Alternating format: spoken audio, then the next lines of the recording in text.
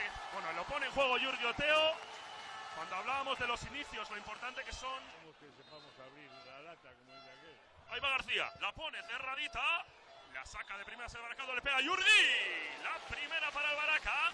Primer disparo que se fue. Jurgi con pierna derecha. Jurgi quiere avanzar, se viene hacia adentro. No le paran. Jurgi quería retrasar. ¡Ojo que le pega a Sánchez! ¡Gol!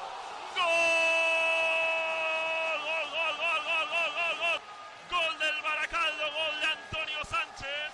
Se vino Jurgi Oteo hacia adentro. Dejó el cuero hacia atrás. Puede empatar el Hércules, se lo está mereciendo desde luego en esta segunda mitad. La pone Diego Benito de nuevo al segundo palo, la saca, ojo, sigue el peligro, gol.